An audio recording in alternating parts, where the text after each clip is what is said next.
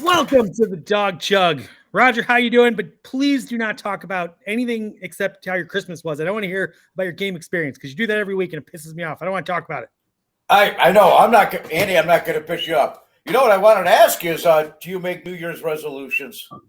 Well, I actually wanted to go at the end of the show to kind of do a little roundabout where we ask everyone kind of a New Year's resolution for the Browns. So I'm going to save mine for the end of the show. I got you. To keep people listening because I'm sure they cannot wait to hear that. Andy, we'll give them the whole seed here at the Dawg Chug. They're only going to need the edge. You know what? I'm not good at them at the New Year's resolutions. I'm going to make one this year though, and I'll save it for the end. But I hope it don't go like last year's, and it was 50 sit-ups every morning when I get up, and that didn't get off the ground. Wow. So I hope this one works out a little bit better. But I'll save mine for the end, and we got a good show tonight. I think we got a good show lined up. We have a great show. Some would say this is going to be the best episode of the Dawg Chug we have ever done. Ever. So that's exciting. Ever. We have a awesome special guest who I see just joined. So that's amazing. And all right, we're going to have a lot of fun. But first, it was brought to my attention that I'm a little bit on the mean side to our great friend Ed. And I like to think I tell it like it is. And, if he earns me saying something insulting, then I'm going to say it. And last week I was very mean to Ross, who, proved he can't read. So I don't know how you feel, Roger. Am I mean to Ed unnecessarily, or please weigh in here. I think you might be a little abrupt with them at times. Andy, you might be a little abrupt. And I can see sometimes your patience is tested. But I don't know if you're mean. I don't know what you do is constituted as mean. But you may get short with them from time to time. Well, I happen to love Ed. I think he's very talented. He brings a lot to the show. There are some, obvious warts. Everyone that's met him, his wife, is clearly aware of that. But I definitely want to, do better and constantly be improving myself. So I am vowing for this episode of the Dawg Chug that I am not going to be mean to Ed once, no matter how bad he deserves it. Hey, Ed, how's it going? I'm so glad you could join us tonight. It's going wonderful, Andy. How was your Christmas with your family and everything? I hope you had a wonderful time. I'm so glad. You don't have to be nice to me. I just have to be nice to you. We had a great Christmas. We actually kind of cracked open the door and got together with like a few members of our family. It's like the first risky behavior we've done since Delta. And then a day ago, I find out my grandma is tested positive for COVID and we're all exposed. So my poor wife is freaking out about that. But other than that, we had an amazing Christmas. It was great to see everyone. Do you think I'm going to be capable of getting through this entire show without being mean to you once? No, because if I look at my name, social comments display here, click on them to showcase on stream. Well, because is that my name, Andy? Your name is Ed in Columbus. I apologize for that. Nice hat, Ed. I agree. It is a very cool hat. Yes. See, we had that on last week. See, Andy, you're doing a good job already with that. So okay. I think we're gonna have a positive show, and we also have a positive guest. You do think I'm going to be able to get through the entire hour without making fun of you once? No. Okay. Well, if I'm mean to you once, I think you should get a perk. So what would you like? I like your hat that you're wearing. You want me to send you this hat? So this is a Christmas present from my brother, so I can't give you this hat. But how about this? I will get you a Guardians hat as soon as I can if I am mean to you one time. Absolutely. All right. Yes. If you think I've been mean to you, all you have to do is come on here and state it, and then we'll have Roger be the judge because he's very even judgmental. Yeah, he's great. So anyway, we'll see if I can be successful or if I have to send Ed in Columbus a Guardians hat. I was going to have Ed DM you his address now and just get that out of the way. You don't have any faith in me, Roger. I know Ed. I know Ed. Well, I'm very much in control, so I'm going to accomplish this. And, okay. Although when I drink the surge, I do get a little bit mean, so we'll see how that works out. All right. So this week, after not the best game we've seen, Roger, you came down pretty harsh on social media against our quarterback. You made a lot of noise about how you feel he is not the franchise guy. We get criticized a lot on the Dawg Chug that we don't do enough X's and O's. We just have fun and nonsense, but people want to do a little bit of football talk, real football talk. So you are actually going to, I think you put together a little clip where you're going to do a little X's and O's with our quarterback. Yeah. I think Ross is going to help bring him on over here. So, I think, Ross, do you want to bring up the video now, or I think Roger prepared some video, or Roger? Yeah, let me. Yeah. And what I posted, let me know. I'll let you know, Ross. I'll let you know what I. I never backed Baker Mayfield because he's Baker Mayfield. I didn't know who the hell he was until he planted the flag. I watched that game. I'm a Michigan fan. I fell in love with him, and I said, that's the guy we need to quarterback the Cleveland Browns. And I never once doubted him. And at no point Saturday did I think he was going to – he just kept digging deeper and deeper. And in the past, I would think, oh, he's going to pull this thing out. And last year he pulled – and he broke my heart. He broke my heart. I thought he was the one, and he's my fucking Fredo. I know it was him. I'll tell you what, if he doesn't come out locked in Monday, I'm going to send him fishing with Al Neary. But this is what I've never broke down film. And number one, I'm too much of a homer to do it. I don't know. I don't have the credentials. I don't watch all 22. I don't play fantasy football, Madden. So what I saw is, Ross, go ahead and play this video. Okay, you got it up? Yep. You're going to see him. He backpedals. And what he did, he never said it. Did you see him set his feet? Because I didn't see him set his feet. His front foot, if you look, there's another view of this play where it's from behind, and his front foot is like pointing to center field. Landry's in right center, and if he was any more open, he would have been a 7-11.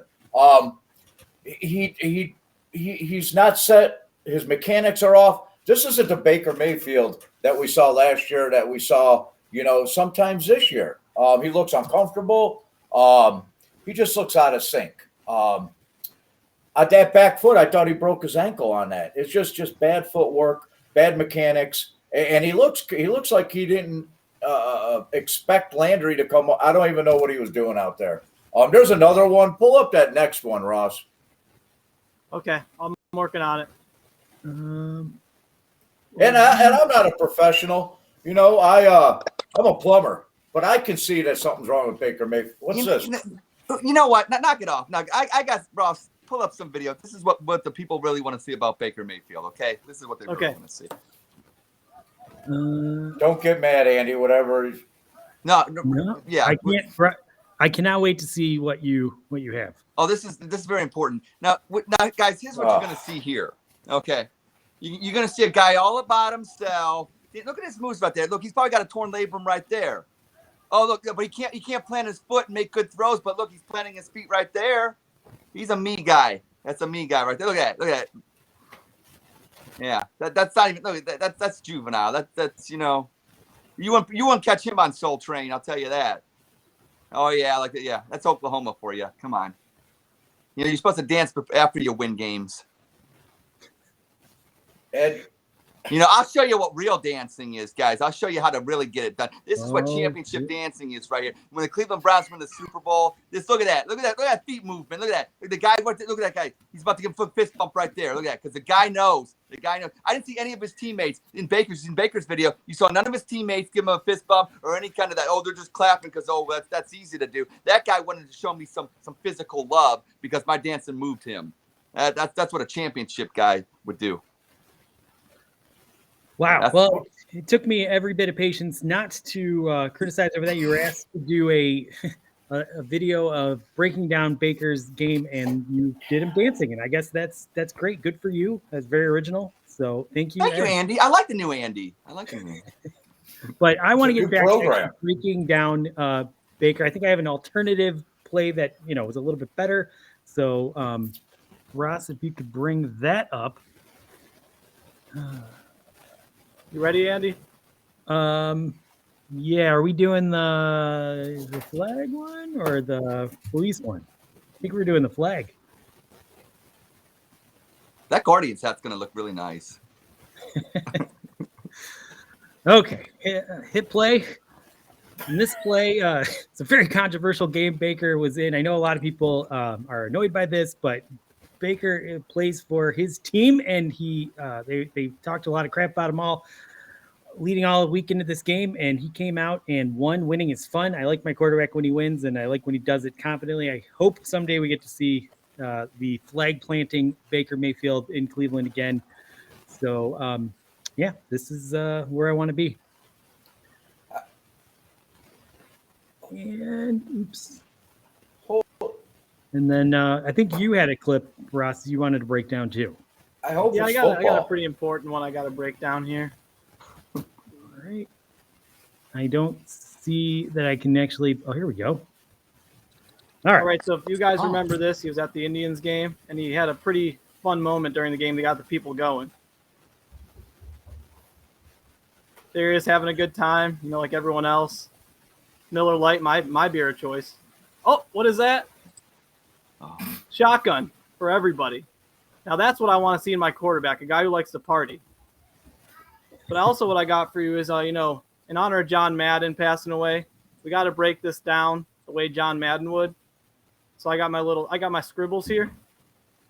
So what you got here is we're gonna fast forward a little bit, but here you got Baker right here biting his beer. That's a safety risk right there. You got about already losing 1 or 2 ounces of beer there.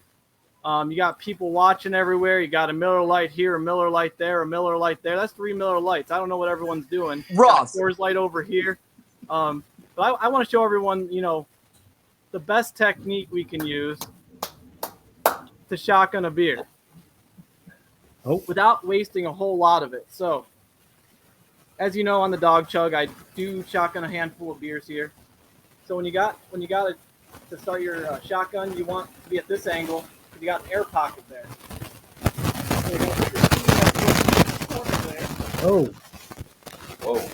we're getting some feedback, Ross. Turbulence. We're hitting turbulence. Turbulence? Better?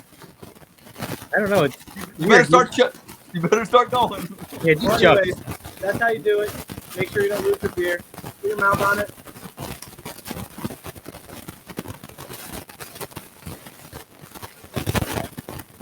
A little beer just there, but I didn't lose my very lost any beer there. So, Wow. I'm going to mute you for the second.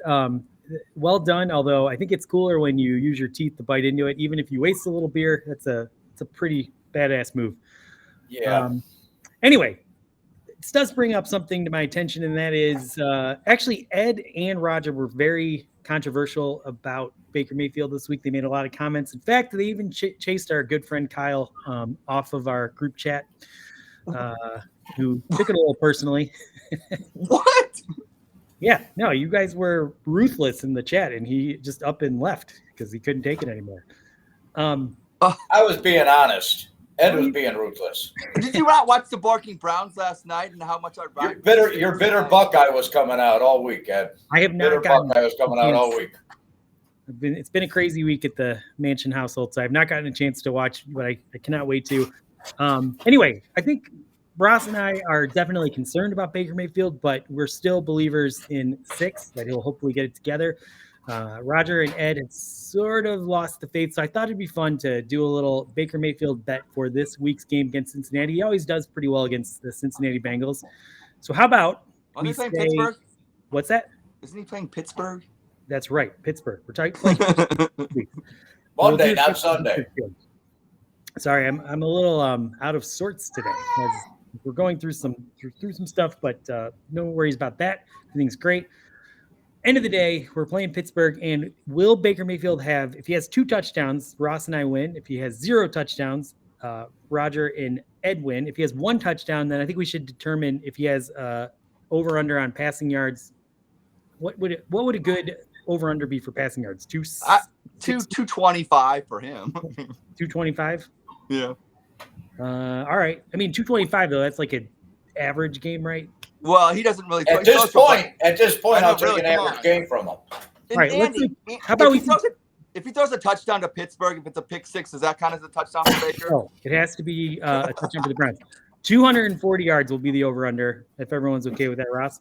And Fair then enough. here's the winners of this bet get to write the live ads for the next 2 weeks that Ross and I or Ed and Roger will have to live read. They will not be able to prepare. They won't see it until they're reading it on the air. So we can write whatever we want that the other one has to read. It'll be hilarious. Sound good? Is everyone game for that? I'm game. All right. Man, what did I get myself into? Well, look at it this way. Baker's either going to have a great game and you'll have to read a live ad, or he's going to have a terrible game and you get to prepare a funny ad for me or Ross. I will be more than happy to do a live read. I will do 2 of them if he goes out and has a good game.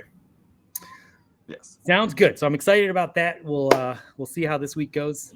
I also want to bring up something. A couple weeks ago, we talked about having a little producer game work between Ross and Ed, and we've actually, Roger and I have been talking about that idea and trying to make it become a reality. Oh, sorry, I forgot that I was still muting you, Ross. I'm asking your opinion, and I have you muted. And That's usually what you do to me. I'm back. So anyway, we wanted to do a game where Ross and Ed would battle each other. I want it to be a very fair game that you both would have an equal chance of winning. I'm not going to tell you what the game's going to be. We're going to do this next week, actually. And the winner of this game, whoever wins, the week after the Cincinnati is going to be able to take over the show. They're going to get the ability to control the show, run the show. And actually, Ross and Ed are going to be the ones being the hosts of that show. And Roger and I will be relegated to producing duties. We'll pop in and out as you see fit. So you'll get a whole episode. Oh, man. Ed's licking his chops. He's ready to keep Andy in the green room. Andy, have you been in that room? It's disgusting. They keep it as a disaster. We got to get your custodian or somebody. Hey, it's where all the magic happens, man. That's right. Dirty socks. Special sauce. Dirty socks everywhere, just laying and strewn about. It's bad. Empty beer cans. It's like a frat house. It looks like the Muni lot. It's like the Muni lot after a game. It's like the Muni lot on a Monday morning. They actually clean that Muni lot up like super fast. A couple times. Good job, guys. Good job, Cleveland. They're still there, waking up when they clean it. There have been a couple times I've gone out after the Browns game, and then when I went back to my car, it's everything's gone. Amazing. It's like 4 hours later, it's all cleaned up. Anyway, so that's going to be really exciting. We'll get to see if Ross gets to run the show or if Ed gets to run the show, but they'll both be in charge of the show, and we'll see how they do. Ed, I think you're going to do great. I have 100% confidence in you. I love this new Andy. You must really not want to send me a Guardians hat. You must really, All right. I know I do not want to send you a Guardians hat. That's absolutely true. Maybe I'll send Ross one just to rub it in your face. Ooh, is that mean? Roger, we need a call here. I'm challenging. Towing the line. I'm towing challenging. the line. No, that wasn't mean. It was just no, that wasn't mean enough. Not for a hat. All right. Close call. All right, we're going to say goodbye to Ross, but Ed, we're going to keep you on because I believe you have a live ad that's going to help generate some much-needed funds for the Dawg Chug. So are you ready? Absolutely. The Dawg Chug is brought to you by Baker's Wheaton Brownies. Want a baked good that wins on Sundays? Our brownies are baked and aged 28 years, like Brandon Wheaton, and wrapped in an edible American flag, the same flag that Brandon Wheaton got trapped under but was cut up. Baker Wheaton Brownies for those fans who like brownies but really just want to enjoy a game that they most likely will want to forget when it's all said and done. You got to review the tapes. Baker Wheaton Brownies are great for game days. What time's the game, man? Already started. Far out. Absolutely. Also, Baker Wheaton Brownies are a great tool to use as a holistic mental health supplement. We lost. Bummer, man. Got any more brownies? Baker Wheaton Brownies. They're good. They're awesome. We sell them everywhere. You can find Desecration Gummies, also sold in the state of Michigan at all DMV. So check them out, man. And also, if you use our promo code 4PICKS, you get your wide assorted a range of brownies, and some of them are magical. So get Baker Wheat and Brownies, proud supporter of the Dawg Chug. Wow. Wow. Great Those job spots. Ed did. That was amazing. He showed an ability to read that was almost as good as Ross's last week. I think I'm the ad man for the Dawg Chug. I don't know. You let me know. Also, he really liked to. First of all, we have a podcast that I think only like hardcore Browns fans listen to, and he had to explain the jokes, which I guess is great because people need the jokes explained to them. So good job, Ed. You did fantastic. I'm so skirting the line here. This is tough, but anyway, great job, Ed. You did awesome. It was pretty Awesome job, Ed. You did awesome. You wrote that yourself. Did you? I'm almost gonna look. You're teetering on me throwing a red challenge flag to Roger right here, but you know what? I do think it's in fun. And honestly, my reading was not quite to Ross's level or lack thereof. Did you practice reading that? I actually did practice a little Wow. bit. Yeah, I know. So honestly, no, good job that you would practice that. That's amazing. That's awesome because. Sometimes people just come on and they think they're going to be able to wing it and they can't. But you had confidence. You practiced and you come on and do great. You did amazing. It was still better than Baker's performance on Christmas Day. Oof. Yeah, let's not talk about that. All right, let's get rid of Ed and let's see. I think we're ready to bring on our featured guest. And I can't wait to meet him. Why don't you introduce our guest who needs no introduction? I started talking to Jay a while ago, and what I started doing is I was actually watching his podcast. He has a podcast. It's on usually 7 p.m. Sunday nights after the Browns game. It changes if they have a different time slot. And then I connected the dots. I don't even know how I found that Twitter page before. Always Positive Jay, and he's always positive. I know he came in second in the RBS. I don't listen to RBS. But he came in second in their big contest that Ed didn't come close in, I think, is from what I heard. Well, I'm glad you said that, not me. I think Ed did great on that contest. I'm the one being mean to Ed tonight. But always Positive Jay. He's always upbeat. He and their podcast is fantastic. His partner Kevin is just tremendous. But he always and he's not a homer. He's not like me where he's like saying crazy things that don't make sense. He always has good takes, and he's always positive and always looking at the bright side of things with the Cleveland Browns. All right. Well, let's bring him on. Always Positive Jay. Welcome to the Dawg Chug. How's it going, guys? Did you? Jay, welcome. You hear me loud and clear? We can hear Gotcha. you great. Do you have a beverage? I'm not a real big drinker, to be honest with you. That's probably why you're always positive. So I love it. I forgot to tell Andy. Yeah, he's not a big drinker. I told him that's fine. We'll drink twice as much for him. I'm about the one of the few men in Northeast Ohio has no alcohol in my fridge right now. Wow. I don't know. I asked Jacob Roach on the first episode of this dumb show if he had a beer for something, and he did not either. So you're not the only Browns fan. I said I'll drink twice. We got a Lake Erie highball here, as we call them. Nice. You got the Miles Cup, I see. $8 No, soda. that's the Jarvis one. Oh, is it the Jarvis? Mm-hmm. That's awesome. Roger said you came in second place in the Real Big Show contest. How did that feel? I think I was robbed, to be honest with you. But no, it was all fun. I know so many of those guys down at that station, if you like them or don't like them, whatever. So I felt like it was almost unfair because I'm actual friends with a lot of them, so they couldn't. I don't know. You could always ask Ed whatever happened to RJ's lost votes, though. There's the controversy behind this whole thing. All right. He filled me in a little. There he is.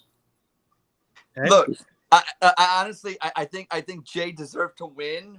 I do think that Aaron. Look, I'm a diva like Aaron Goldhammer, and I think that bit. I think that they wanted somebody that isn't as involved as Jay would be. And I think that unfortunately that robs the fans of that I opportunity. think you nailed that too. Jay is a great ambassador, and I love Jay, and but I love me, and but Hey, I gotta admit, I saw those dance moves live. yes, Wow. he did. Ed's Jay got the was there. moves. Jay was He's there. got the moves like Jagger, man. The whoop-de hell bash before we got crushed by Tennessee. You know, that was Aaron Goldhammer once again jinxing us. But Jay deserved to be the RBS president, and nothing against Ellis in Orlando, who is the president now. But Jay would have been a man of the people actually in Cleveland. Yeah, the fix was in. There were some missing votes. But no one knew what happened to RJ's votes. They just disappeared. Are they going to? I was half tempted to raid just riot and go storm the studio, but those people on January 6th ruined that and made it look like a bad idea all of a sudden. So I didn't do it. January 6th is coming right up. Maybe we do that for the anniversary. I don't want to do anything those people did. Fair enough. I guess I would agree with that. Are they doing this contest again next year? No, I think they do it every time there's a presidential election. So in 4 years. So will you run again in 3 years? Oh, sure. Nice. Well, you have our votes. So you got my vote, because a guy in Orlando should not be. It's got to be a Cleveland. It's got to be somebody here. Well, did you know who the first one was? Who? Pumpkinhead. Oh. Yeah, the guy he was bashing me during that whole week and caught a lot of backfire for trying to do that. So it kind of sounds like the Rock and Roll Hall of Fame. They never get the right people in the Rock and Roll Hall of Fame. So I wouldn't be upset about it in the slightest. The fact that you didn't win means you're the better candidate, in my opinion. So anyway, one more question for you. What is your favorite part about doing a podcast? Question. Doing the victory podcast, I struggle when we lose because Kevin doesn't want us to swear on our thing, which is okay. I understand. He's trying to get a job on the radio, so he doesn't want to get used to swearing. Where when we lose, dude, I'm not positive, Jay. I'm pretty pissed off, Jay, to be honest. So I struggle not to swear. But yeah, I just love talking Browns. I've been like, my whole family growing up, my whole life, have always said I should do something with sports. Nice. Well, we love talking Browns, and you can come on and swear anytime you want on this show because we aren't trying to do anything except make a couple people laugh, which I'm not sure if we've done that yet. I don't know if you watched the earlier show, but we've got an uphill climb. Anyway, let's move on to one of our favorite games on this show. Oh, Ed wants to jump on. Hold on. Ed, do you have something to say? I cannot wait. Everything you bring is amazing. Why can't I see Ed? I don't know. But I will say one thing. I got a black screen for Ed. It's just blank.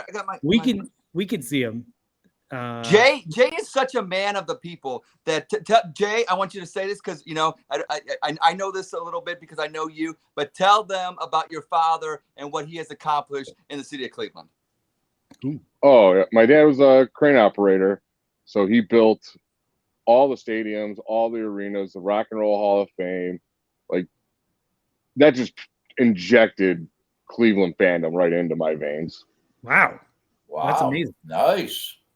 Yeah, he took down the original Chief Wahoo at the old Municipal Stadium, put up what was the Indian sign now. What about first guy to complete a pass in the stadium of or what was Cleveland Brown Stadium at the time, nice. And first person to slide in home plate at Jacobs Field. Wow, he didn't put up the Guardian sign above no, he's retired by then. Did he? I don't know if anyone caught that. Anyway, I was saying he retired. He had nothing to do with the Guardian sign. Whoever took over didn't know what they're doing, and that's why that sign fell. Ed, what are you doing? I'm being off-centered. I know what you were talking about, Andy. You're making fun of the Guardian sign because it was off-centered. Wow. I know what you were doing. Great job. That was amazing. Thank you, Andy. Everyone in the audience caught that. Always positive, Jay. Andy's being nice to me and being positive because if he's not, then he has to send me a Guardians hat. So I love the fact that you're bringing the positivity. But if somehow you can make him trip up and he says something mean to me, I get a Guardians hat. So you're allowed to be negative if it helps me be positive with a hat. All right. We'll see how that goes. Yeah. I don't know. Should have gave- Positivity breeds positivity. That's He's right. gonna. If longer I'm on the show, he might just get nicer. I think you're out of luck with your hat, bro. Thank you. You're the first person that has faith in me. Roger, were you trying to say something? No. I want one of them buttons. You know how you get rid of Ed? Since you're being nice, I want the button. Oh, To yeah. get rid of Ed. Yeah. Well, anyway, let's move on to our famous game, Spit, Sip, Chug. I'm going to read an announcement, something about the Browns or Cleveland teams. If you strongly agree, you're going to say that you chug, and you're going to explain why. If you are tepid, you're going to say you sip. And if you strongly disagree, you're going to say you spit. First statement, pretty simple. Early this upcoming summer, Browns will be the favorites to win the AFC North after the draft and after the free agency. Jay, we'll start with you. Do you agree with that? Are you tepid or do you disagree? I'm gonna sip it. I think Cincinnati is going to be the favorite to win it. Okay. But you didn't spit, so that means you're not 100%. Season's not over yet. I mean, we beat Cincinnati and we somehow get into these playoffs. Everything changes. Well, I'm asking about like the after this next free agency period. Obviously, the Vegas is going to judge where all the 4 teams stand. Will they think the Browns have the best chance of winning the AFC North in 2022? Which this season is a lost cause, so I'm not worried about. It's not a lost cause yet. We'll see how that plays out. But even if we make it to the playoffs, I don't think we have an elite team this year. But will we have an elite team next year? Is the question. Actually, think we have an elite team, to be honest with you. If we go back and backtrack everything that's happened to this team with injuries and COVID and it all, I mean, I could pinpoint it all in one single play when Baker tried tackling somebody. But like I said, if you close the season out strong, it's how you finish, not how you start. That's true. That's how they're gonna view you next year. So if they always remember you by your last game, you know what I mean? So 100%. If you have a stellar, awesome last game, they're going to be like, all right, they fixed what there was wrong with them. That defense has really gotten together already. All we got to do is fix our offense, which is, easier said than done. But if they do that, I mean, they might look at it and be like, these guys are back on track. They are the favorites for the AFC North. But if they keep regressing and keep losing like they are, they're going to probably put them in third place. That totally sounds like, yeah. I am going to spit on this one. I think, until the Browns prove they are they've got it together, there's just going to be doubters. I think you said it exactly. It's not how you start, it's how you finish. But I think at the start of this race, no one's going to be believing in the Browns. I think the Ravens are equally as crippled as we are this season as far as injuries and losing players. They're going to be probably the favorites. You also have Cincinnati, who has a pretty impressive offense. I don't know what they're doing on defense, but it's a 3-way race. I don't think the Browns are going to be the favorites. So I spat on that one. Roger, what do you think? You know what? I'm going to spit on that too. And the Browns never get respect. It's a lot of media hype. But as far as the NFL and Vegas are concerned, Cincinnati, I think no matter what happens next week, Cincinnati will come out as the darling because in the draft, they're not going to do the smart thing and protect Joe Burrow with some offensive linemen. They're probably going to go out and get another wide receiver, or a tight end, or a cornerback. And he's already hailed as the best quarterback in the AFC North. So I think Cincinnati will be the favorite coming out no matter what happens at the end of this year. All right. Okay, we're going to move on to question 2. Given the injuries to our offensive tackles, Baker's shoulder, and the poor play of our wide receivers, it's actually unfair to judge Baker Mayfield's 2021 performance to date. I'm going to start this one off, and I am going to chug on this one. I think I'm very concerned about Baker Mayfield long-term. I think every season you're going to be dealt with adversity. It's how you deal with the adversity. I just think the Browns and Baker Mayfield especially has way too much adversity going on. I'm actually legitimately excited, a little bit concerned, but to see how he can progress in the 2022 season. I think he's definitely going to be back. I'm going to be rooting for him. So I think, Roger, when you say all these negative things about Baker, it's going to be thrown in your face when he comes back in 2022 and plays strong. You're gonna be reeling those comments back a little bit. So, Roger, it's your turn. I'm going to sip on this because it's 50-50. I can't, part of the blame is the wide receiver room that was way overhyped. It was based on a wide receiver that we gave $15 million to that turns out to be a pretty decent wide receiver too in Los Angeles. And he's not a number one wide receiver. But the wide receivers and the tight ends and the drop passes doesn't account for his poor decision-making, his bad footwork, his bad mechanics. I think Baker Mayfield needs to really buckle down and put into work in this coming offseason. They're going to give him the fifth year, and see what happens. And I'm going to sip on it. All right. Jay.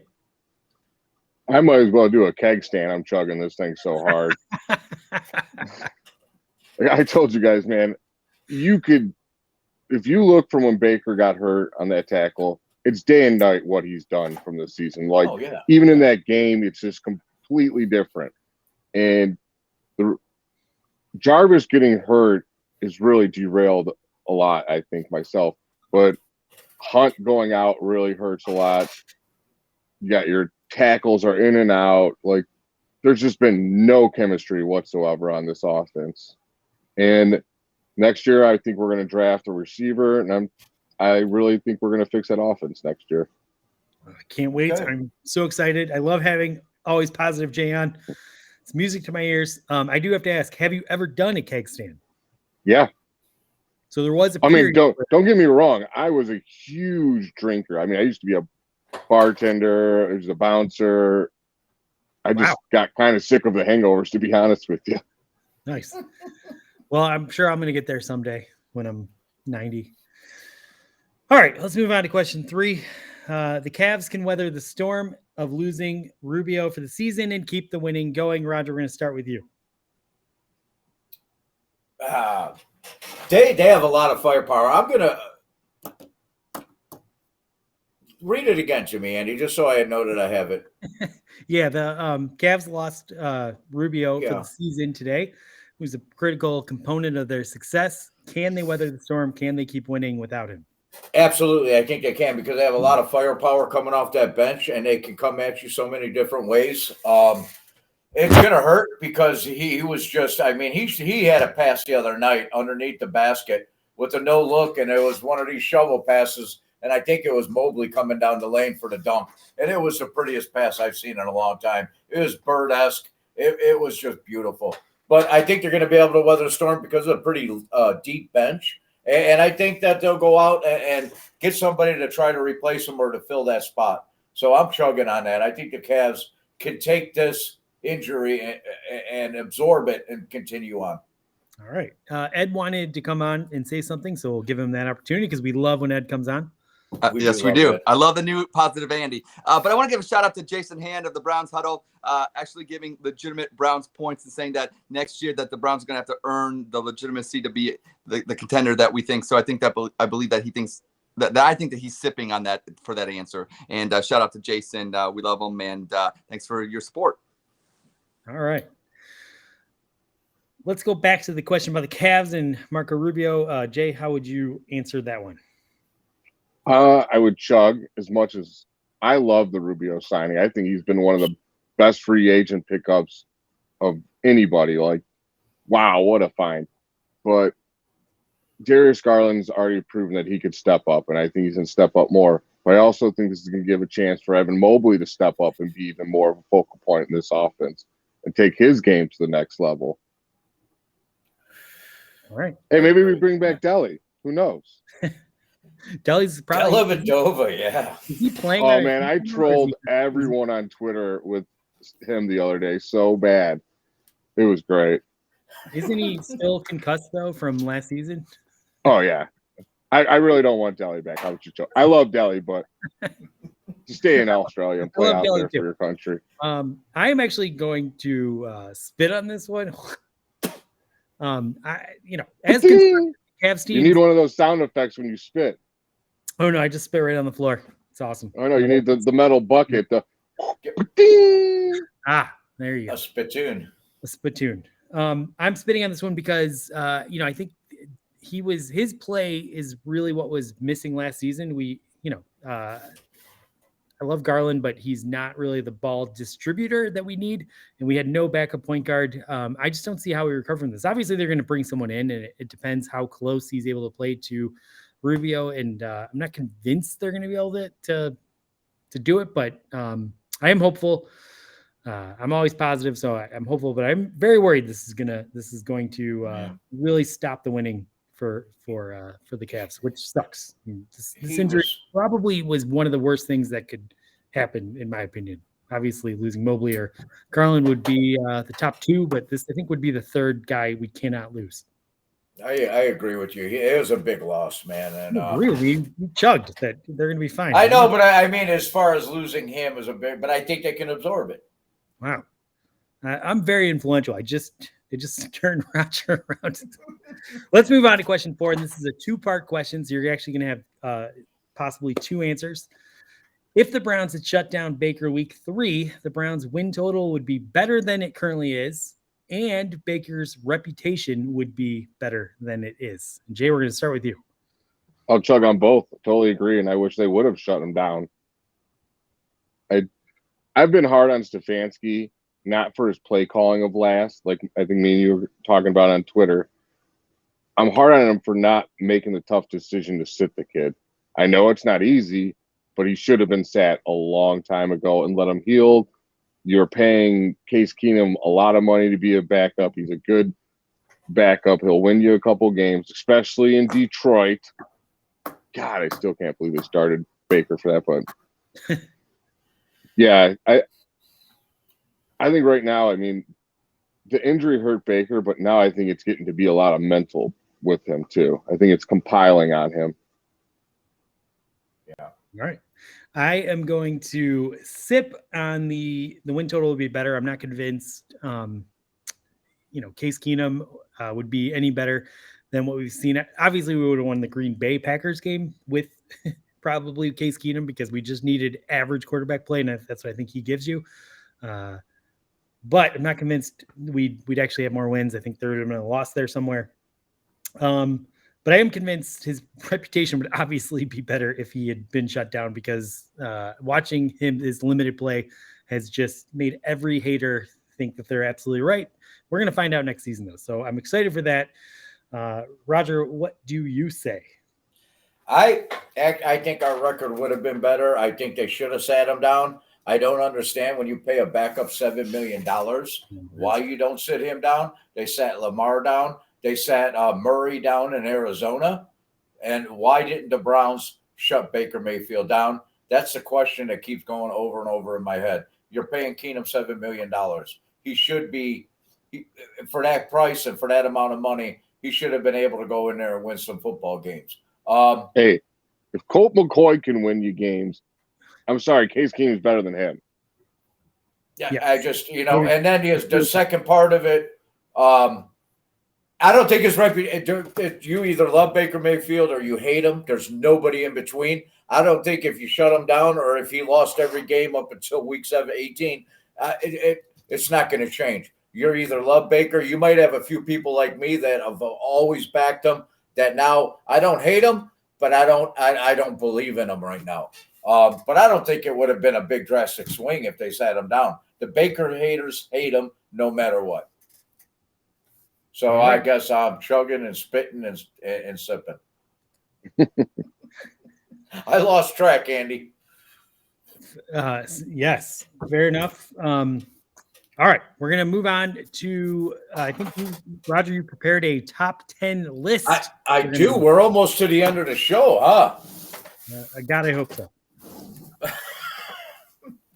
What we have here tonight is our top 10 list that we do.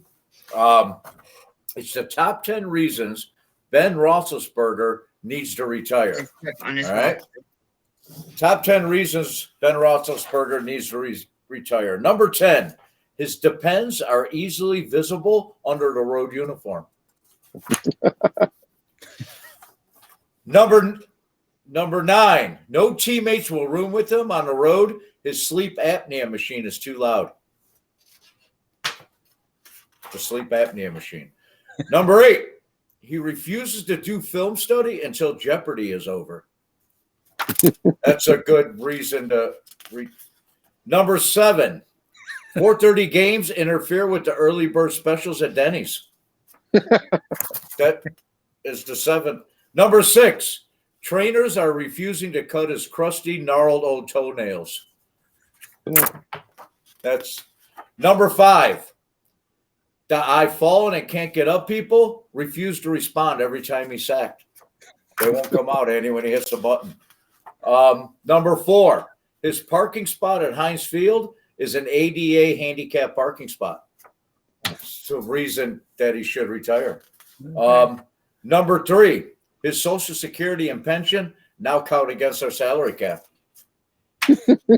That's the number 2 reason. It's getting harder and harder to convince cocktail waitresses he's actually in the NFL. It's getting rough out there for him. And the number 1 reason Ben Roethlisberger needs to retire is going to be brought to us by our good friend Jessica. Roll the tape. All right, here we go. Jessica, thank you so much for sending this to us. What is the number 1 reason that Ben Roethlisberger has to retire? Every time Big Ben drops back to pass, he loses his grip on his walker. Every time Big Ben drops back to pass. In case you want to hear that one twice. Wow. That is and the tennis balls, Andy. They're not NFL approved. The tennis balls on the walker. That is our top 10 for tonight. I'm Roger First in Cuyahoga Falls, and you're not. I just got to bring up Roger obviously loves David Letterman so much, and every time he does, you channel David Letterman, I just cannot stop laughing. So I was watching YouTube videos of David Letterman's Big 10 or top 10, and I can't do David Letterman. Yeah. No, you're channeling him. I can see it. It's great. Your version of David Letterman. What do you think about that for entertainment, Jay? Pretty good stuff there, man. I was laughing. Try not to. I didn't want to laugh too hard and like drown you out. That's elite content right there. Kids at home, if you want to put out elite content, watch the Dawg Chug. We're gonna check out the Voice of Cleveland next week, and if you do a top 10 list, we know we influenced you. Right. Yeah. Right. We are influencers. What do they say? Mockery is the greatest form of flattery, or something like that. We had Jacob and Nick had us on their podcast, which was awesome. It was so much fun. But the next week, all of a sudden, Jacob's drinking alcohol on his podcast, which I don't think you would have ever done before. So they're doing jokes. They're doing our shtick. Yeah. Sometimes. We love it though. They're the best. Barking Browns Tuesday nights, usually 8 p.m. That's my guy. I steal anything I know about football. I steal from Jacob. That's right. That's why we do our show the day after there, so we can listen to them. And now we know what to say. I got to ask though, it's the voice of the Browns, but aren't there multiple? Shouldn't it be voices of the Browns, or does that just not sound good enough? It's the voice of the land, actually. Voice of the land. Yes, that's right. Sorry. The voice of the land. Can't even. Whatever. See, now I'm filling in technically right now. Nick Paulus from ESPN he got the job to actually do the Browns' actual post game. So I'm filling in for him, and I'm not quite sure where this is going to go when this season ends, to be honest with you. Well, if you want, you can come over and take over. I almost said Ed, but I'm going to say you can take over Ross's spot. Well, I wouldn't. I can't do that to those guys. No, I mean they send you packing. You'll have a home here because you're great. You have a home. You'll always have a home here. So what do you guys think about all these the Baker wars that's going on Twitter these days? Yeah, I think people are, in my opinion, the way I see it, everyone likes to have an opinion about Baker Mayfield, and then it's all about taking the evidence in the short term and stretching it out to the long term. And at the end of the day, we cannot say that Baker is a shitty quarterback. Drew Brees, right? He had an injury, and then he was kind of up and down, and the whole fan base, was up and down about him, and then they sent him packing to the New Orleans Saints, and look who he became. I would hate life if that happened. If we remove Baker Mayfield from the Cleveland Browns, and then he becomes what I think he is, that would be. That's the fear with all players that leave here, though. With us, if you haven't noticed. I think like with quarterback, it's just multiplied by 10, right? I mean, oh yeah, totally. Because I mean, we've had so many great ones since '99. Demario Davis left the Cleveland Browns, and he was awful when he was here, right? And then he became he was good when he was here. He was just on an awful team. Sure, right, but no one equates that to like, no one talks about Demario Davis being a great player on a team. If Baker Mayfield went and was great somewhere else, that we would be haunted by it every day, and it would be the worst thing ever, in my opinion. So I think we just need to settle down with trying to determine if he's a franchise guy or if he's not. He's going to be back next year, so let's root for the best. Let's be positive and see where it goes. And guess what? If he sucks next year, we don't have to like double think it. We could just say, yep, it didn't work out. We're send him to the pasture. And we can go. But to have an opinion that he absolutely sucks or he's amazing right now is kind of just silly, in my opinion. My whole theory on all this is like, I always root for I look at the team I root for is just like the team I play for. Like if you're on my softball team, I treat you the same as like the team I root for. So if you're on my team or a team I root for, all I'm ever going to ask is you give everything you got. Try your hardest. And I'll live with any results. Because you're on my team, I'm going to support you. I'm not going to try to bring you down. I'm always going to try to bring you up. But if you're pulling a Kenny Britt and you're out there in practice dancing when you should be busting your ass, I'm going to call you out on it with the quick. But I cannot understand, like, I can understand frustration with the player, but straight on hating on him and wanting gone and all that stuff, it's like, that drives me insane, to be honest with you guys. All right, so what about this? Baker knows his limitations. He is severely injured right now. He obviously, every time he throws the ball, you can see he's in pain. Should he have shut himself down for the? No, you can't do that. If you're medically cleared and your coach says he wants you to play, and you say no, that's going to look real bad in the locker room. Why do you think they were so mad? And OBJ did the exact same thing you said at the beginning of the year. He sat there in practice, and then right before the game, he's like, "Oh, I'm not feeling good. I don't want to play." Like, you're medically cleared to play. You practice all week. And what do they do next week? They're like, "You're sitting. You're not practicing. You're out." Yep. You can't do that. That's why I said Stefanski has to be the one that sits him. He can't sit himself. Yeah. Oh, sorry, Roger. You go ahead. I just want to touch on that. I don't want a quarterback that's like, no, I'm good. They cleared me. They say I can play, but I'm going to sit out. I don't want that quarterback. The guy's got all the heart in the world. I want him to succeed so bad, and he had every chance Saturday night. He didn't have to win the game. He just needed to manage it, and that's all they were asking him to do. The defense said, hey, we're going to help you. Nick Chubb said, I'm going to help you. Even our shitty wide receiver room said, we're going to help you tonight. And he had it right there in front of him. And he's a guy that thrives off of all this bullshit. And his head's just not in there. Like you said, it's mental. And I'm so frustrated with him.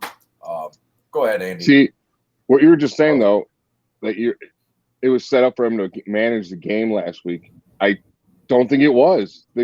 What drove me nuts is this guy was off for a week and a half. He's been struggling already this year. Now he's off for a week and a half, and you made him the focal point of the offense. Why isn't Dearness Johnson in there more running? Like, I just tried. I don't even want to get flustered. I'm trying to get past this. We're on the Steelers. I hate the Steelers. Let's beat their asses. It's Steeler week. Exactly. Yeah. All right. So just to come around, I agree that the frustrations, I think, for me, it sounds like for you, comes down to the coach of the team. It is Stefanski. I love Stefanski, but I think he's a player's coach, and he's just going to say, you're my guy. If you say you want to go, you're going to go. And I think like Tito. Hopefully, as he matures into the head coaching duties, he'll understand that sometimes you have to be the coach of the team and say, like, actually, you're doing yourself more harm than good, or for the betterment of the team, I got to sit you. You have to make those. You got to make those calls, and I don't think he's capable of doing that right now, which is frustrating. I think we're saying the same thing, right? Yeah, totally. Like if he has the cliche of a Bill Belichick, he can go sit down and no one's going to question you. But you sit your starting quarterback now, you might split that locker room. So it's not an easy decision by any means. It's a very complicated situation. Exactly. And I think that's kind of where I was getting at. That this isn't black or white. There's so many permutations to just what you said. We want to keep the locker room believing and happy, and as soon as you do things that piss off the locker room, your season's lost. You become the Jacksonville Jaguars because everyone's divided and talking crap about each other. Anyway. I think you know what? You got a wide receiver room, and you had a guy in there that didn't want to be here all year, and he's talking in the ear of these young guys. And you saw that Higgins originally liked his dad's tweet, and I think Baker's confidence in his receivers because of how Baker's not in that wide receiver room, and those guys are talking, and Baker just looks like he don't trust them. He don't. I don't know what's wrong with him. I hope he figures it out. I wanted nothing more for this guy to succeed and be the guy, But with a broken locker room or just Baker not feeling comfortable with those people because there are people talking behind his back, and it's any kind of workplace situation.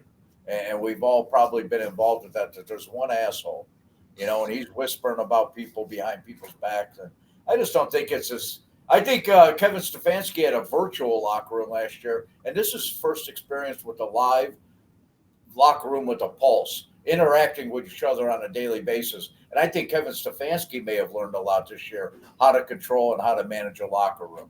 We have to remember he's a sophomore year coach. It's his first experience with that, where last year everything's virtual. He's a nerd, and he had that down. He can handle that. And Thank you.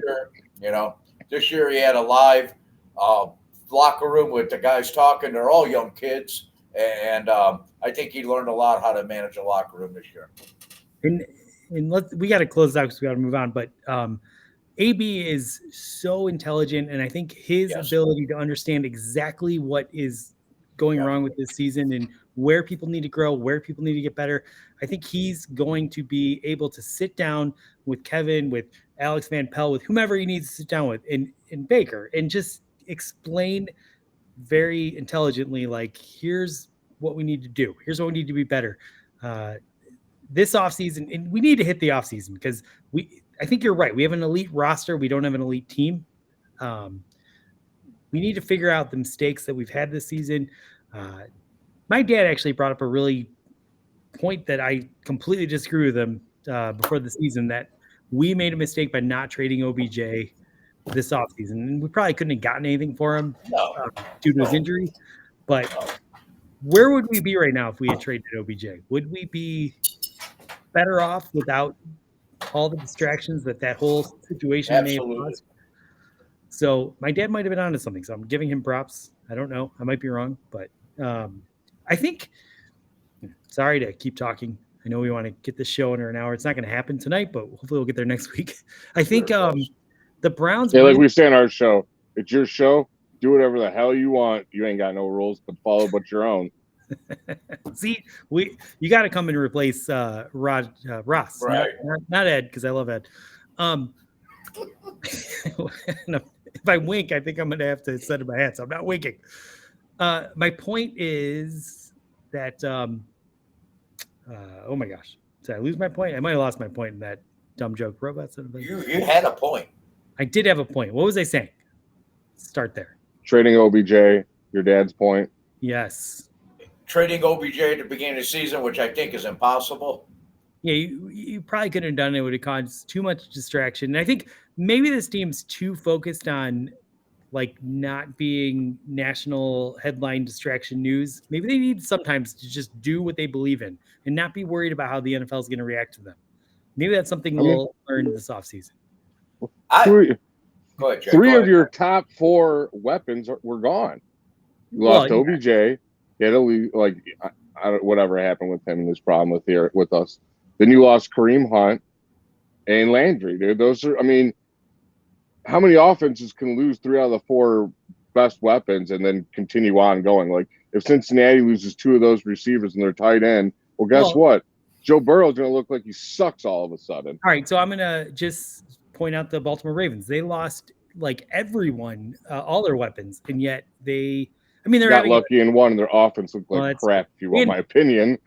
And they have a kicker that can neutralize adversity, which we Justin don't have. Mother Tucker from 75 yards out. Because what would the record be if they had our kicker situation and we had theirs? Like exactly, we're probably in first place right now. To be honest, I think we would 100% be. They wouldn't have been able to kick the 60. What was it? 3-yard against Detroit. The kick against us. We lost a couple games due to our kicking. So yeah, 100% would be totally flat. We both had insane adversity, and they were able to neutralize it with their kicker. I mean, they lost their running back. That was their big weapon, which is the easiest spot to fix. And then they lost some linemen, like we lost linemen, but I still don't think they had nearly the losses we have. Who was the receiver that got hurt? Didn't they lose like their top 2 guys? Well, they got Sammy Watkins. That dude gets hurt every day. Well, they lost their running back, so like whole running back room went down. JK and Gus Edwards, trust me, I had him in fantasy. Yeah. Anyway. All right. Let's conclude this talk by saying 2022 is going to be our year. We're going to move on to our next game, which is the basically the NFL Pick'em. We're gonna make picks on 3 games. Jay, you're going to represent the fans, which we do this every week. Roger, me, and then we're all trying to compete against my 3-year-old daughter who makes picks to see who can win. I'm going to give you a little update on last week. This is amazing. The fans last week lost all 3 games, which has never happened before. I saw that. Roger, you got 1 pick right, and me and my daughter actually got 2 picks right. I started out an abysmal 2-14, and now I am 4 points out of first place because the fans are in first place with 18 picks correct. Krista moved into second place. She overcame you, Roger. She's at 16. Roger, you're at 15, and I'm only 1 point behind last place at 14. All I want to do is not be in the basement. So we're gonna hopefully get there in the next couple of weeks. We're gonna keep doing this in the playoffs too. So she makes Jimmy the Greek look like an amateur. Your daughter. She took me over. I said she makes Jimmy the Greek look like an amateur. Yeah. She's good. Well, hopefully, she's good. Hopefully you'll have a good week this week because you didn't have a good week last week. So first game we're going to do, the Rams are giving 3.5 points when they go into Baltimore and play the Baltimore Ravens. So Roger, we'll start with you. Who is going to cover that game and why? I'm going to give Baltimore. I'm taking the Rams, giving Baltimore 2.5, and because Detroit Matt is going to go in there and he's going to light it up with Cooper Kupp, and they're going to beat the Baltimore Ravens. I'll give the Ravens 2. No problem. I'm going to take the Rams. All right. And I like that outcome. That helps the Browns out. I'm also going to agree. Injuries are catching up with the Ravens, and Lamar is finally coming back just in time to shit his pants again. So Rams. Jay? I'm going to have to go with the Rams too. Matt Stafford's going to exploit that no secondary they have. And I think Aaron Donald's just going to eat up Lamar Jackson because he don't look too healthy yet. No. All right. Game number 2. This is crazy. The Jacksonville Jaguars are going into New England, and New England is a 15.5 point favorite. I'm going to start us off. And anytime you see an NFL spread this big, bet against it. You're always going to win money, so I am taking the Jaguars. Jay. I want to watch what Roger does first, please. All right, fair enough, Roger. Fair enough. You know what? I'm gonna take a hoodie, and I'm taking the Pats, and I'm gonna give them the points at 15.5. I'm gonna say a 3 touchdown game. Jacksonville's the poor Jacksonville. they were infected with Urban Meyer, and I feel bad for him. I'm going to take the pass. Worst coaching hire, since the Browns. I knew it. I said it. Nobody want to listen to me. What, you called that Urban Meyer is going to be a disaster? Of course, I'm a Michigan fan. I think everyone was on. You weren't the only one that called that. I was the only one on Twitter, Andy. All the Buckeye fans thought he was going to win a Super Bowl this year. All right, Jay, what do you say? Man, that's tough because God, Jacksonville's just straight garbage. They're great. But that is a lot of points, man. A lot of points. I'll probably have to take the points with Jaguars, to be honest with you. All right, final game, and this is a critical one. Browns fans will definitely be watching this one. The Kansas City Chiefs are 5.5-point favorites as they head into the Cincinnati Bengals. Obviously, if the Chiefs win this game, the playoffs are still in sight. So, Jay, what do you think is going to happen in this one? Give me the Chiefs. Their defense is balling out, and I don't have faith in Cincinnati's O-line. All right. Roger? I'm going to take Cincy plus 5.5, but I think Cincy's going to lose. And I think it's going to be a close game. It's going to come down with field goal. As long as they lose, the Bengals are one of those annoying teams that one day look like totally elite, and then the next week they look like they're dead. I love Joe Burrows, but Bengals are protecting him. And I just think the Chiefs are a better team, and they're going to win this one. So I'm taking the Chiefs to cover that one. All right. And now the last thing we're going to do before we can get out of here is we are going to, every episode of the Dawg Chug, we play a game with our guest. It's always a different game. And basically, if you win the game, you're going to be in the running to come to a Browns game next Sunday with me and Roger to watch the Browns beat the Cincinnati Bengals to go to the playoffs. However, I'm pointing this out for the second week in a row that my availability for this is very limited, as I don't think by January 9th I'm going to be in a position where I'm allowed to go to a Browns game given everything that's going on with COVID. So we'll figure all that out. But essentially, if you win, you have the opportunity to come to the game, or you can say you don't want to come with us and we'll auction your ticket off. And however much cash we raise, we will give it all to you, which is super exciting. I'll make you a deal. Yeah. Seeing I'm a season ticket holder, if I win, you auction off that ticket and you donate it to the food bank. Fair enough. That's awesome. Fair enough. Beautiful. Thank you, Jay. Appreciate that. We'll probably get, if things go the way that if Vegas expects to go this week, if the Browns win, if the Bengals lose and the Ravens lose, all of a sudden that week 18 contest is going to be critically important, and maybe we'll raise a lot of money for it. I called that looking too. at ticket prices. They're going up. The resale I called value that, is going Andy. up. Yeah, you have been saying that. I have been saying that last game is going to be a big game. All right. Well, let's play the game. So here's the game. I'm going to read you essentially the status of an NFL team that we've seen throughout history. Like the 2012 Browns were at this position. Did they make the playoffs or did they not make the playoffs? All you have to do is answer that question. Did they make the playoffs or did they not? You're a big football fan, so you probably remember some of these teams, so it'll be very easy. The latest team I picked was from 2006. So we'll get right started. In 2015, Andy Reid's and Dorsey's third year with the organization with Alex Smith at quarterback, the Chiefs started the season 1-5 and were 5 games behind the Denver Broncos for first place. Did they or did they not make the playoffs? Now we're turning. They did. They did. That is correct. They won 10 consecutive games to finish 11-5 with a wild card berth, and they beat the Texans in the playoffs 30-0. So you're 1-0. I'm gonna do 7 of these. If you get 4 right, you win. Sound fair? Sounds fair. In 2018, this is so recent, you probably remember how this occurred. The Pittsburgh Steelers ripped off 6 wins in a row in the middle of the season. Ben threw for the most yards in the league.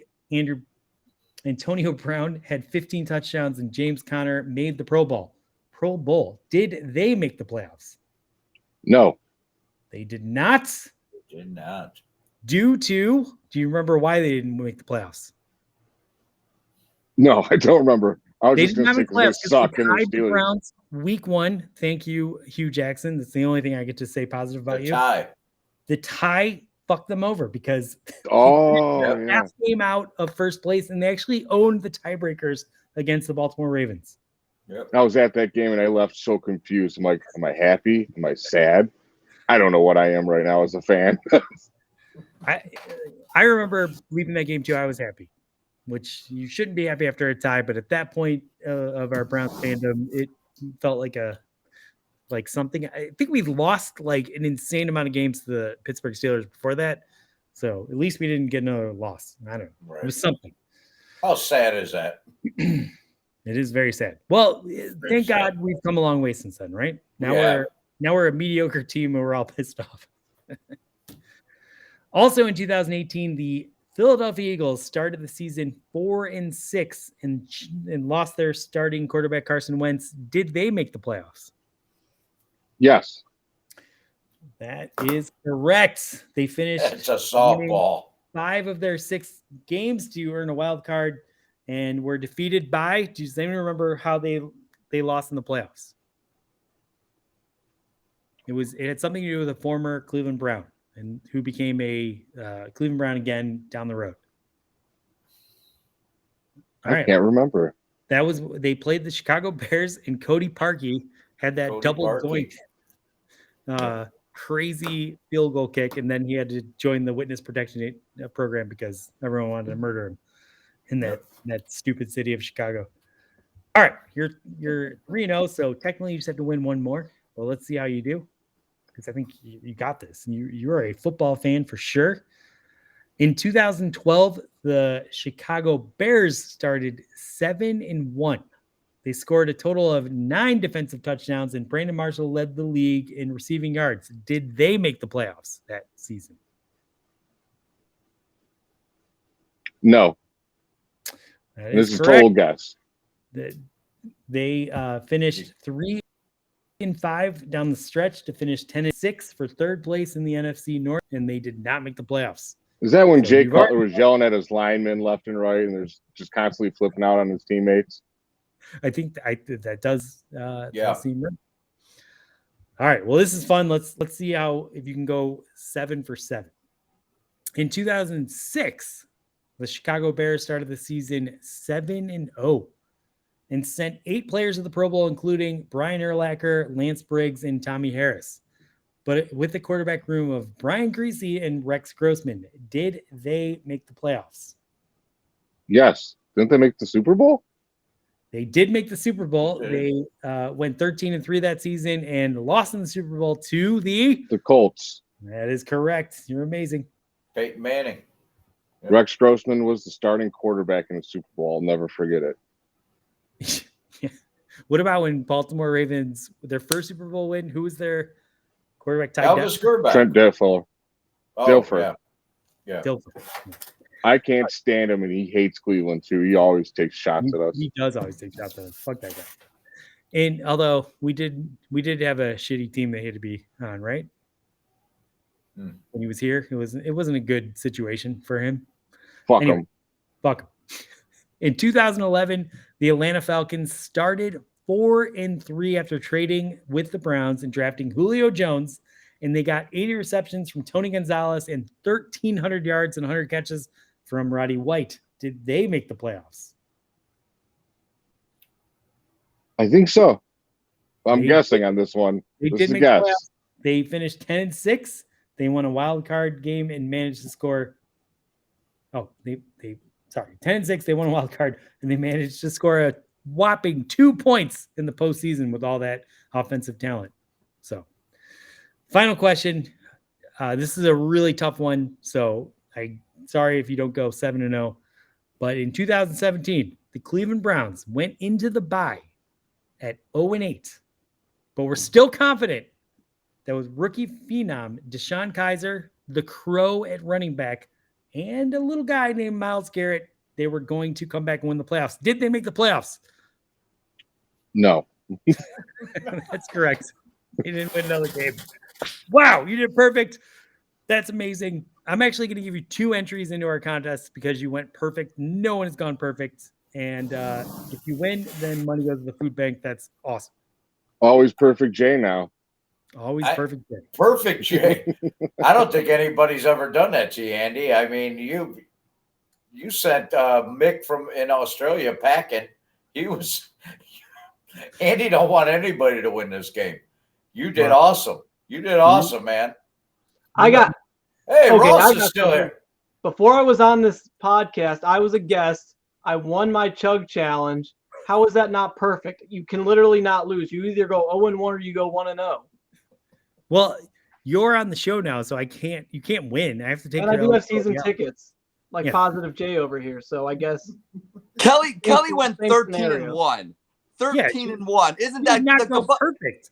The Buckeyes would have got into the college football playoff if they would have only lost 1 game. So that to me that equals that. 7 for 7 or 13-1. No, Jay's a great guy. 2 entries for Jay. No problem. I have no problem with that. No problem with that. Hey, it's going to charity. It's going. Yes. All right. Well, feed the need. We've gone over on our show as we do every week, which is why this won't be the best one, but I'm sure we're going to be great next week. But I wanted to end it out by going around the room. We'll start with Ross. And basically, what's your New Year's resolution for the Cleveland Browns? What do they need to do for next season? What's your wish list? What's your number 1 wish list? Ross, I just want a ball hawk elite receiver. You just chuck the ball up, they get it, they bring it down. That's it.